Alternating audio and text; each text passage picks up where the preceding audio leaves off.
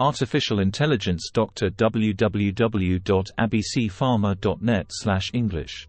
User question. Electromagnetic interference, EMI. How susceptible is the Aveir VR leadless pacemaker to EMI from external sources, e.g., MRI, electronic devices, and what precautions should be taken to ensure patient safety and device function? GPT-4o answer. The Aveir VR leadless pacemaker, like all implantable cardiac devices, is designed with features to minimize susceptibility to electromagnetic interference, EMI, from external sources. However, certain high-intensity electromagnetic fields, such as those produced by MRI machines and some electronic devices, can still pose risks. Here's an overview of the susceptibility of the Aveir VR pacemaker to EMI and the precautions that should be taken to ensure patient safety and device function. Susceptibility to EMI. MRI environments. 1.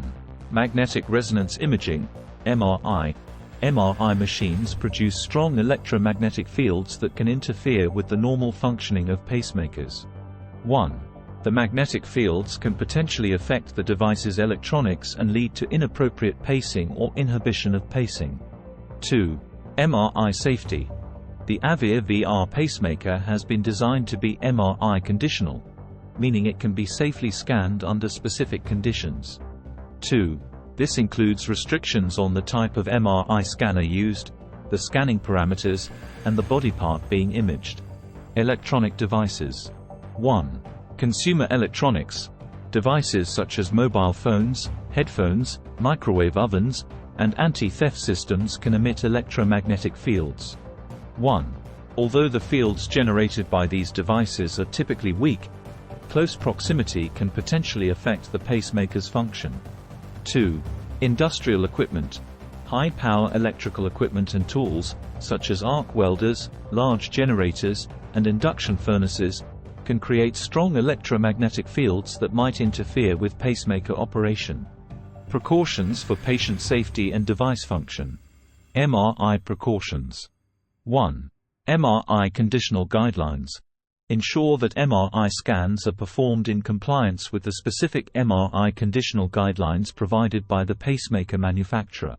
1.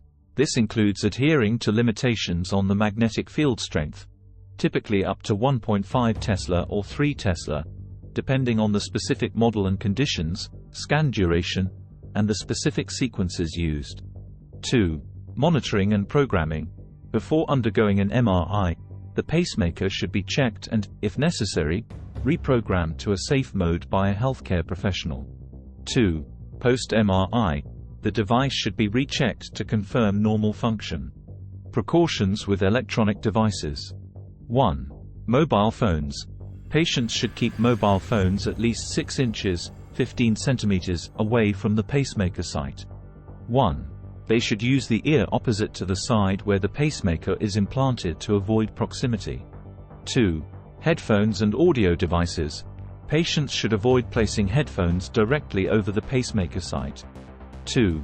Bluetooth and wireless headphones should also be kept at a safe distance. 3. Household appliances. Common household appliances, such as microwave ovens, can be used safely as long as they are in good condition and patients maintain a reasonable distance, e.g., do not lean directly against them. Industrial and medical equipment. 1. Power tools and industrial equipment. Patients should avoid close and prolonged exposure to high-power electrical equipment. 1. If use is necessary, they should maintain a safe distance and consult their healthcare provider for specific guidelines. 2. Electrocautery and diathermy. During surgical procedures, equipment that generates strong electromagnetic fields, such as electrocautery devices, should be used with caution. 2. Surgeons should be informed about the presence of a pacemaker so that appropriate precautions can be taken. General safety measures. 1. Medical alert. Patients should carry a medical alert card indicating they have a pacemaker. 1. This helps ensure that medical personnel are aware of the device in emergency situations. 2. Regular checkups. Regular follow-up appointments with a cardiologist or electrophysiologist are essential to monitor the pacemaker's function and ensure it is working correctly. Conclusion: the Aveir VR leadless pacemaker is designed to minimize susceptibility to electromagnetic interference (EMI) from external sources, but certain high-intensity electromagnetic fields, such as those from MRI machines and some electronic devices, can still pose risks. By following specific MRI conditional guidelines, maintaining safe distances from consumer and industrial electronics, and adhering to general safety measures, patients can ensure the safety and proper functioning of their pacemaker. Regular medical checkups and clear communication with healthcare providers are crucial for ongoing device management and patient safety.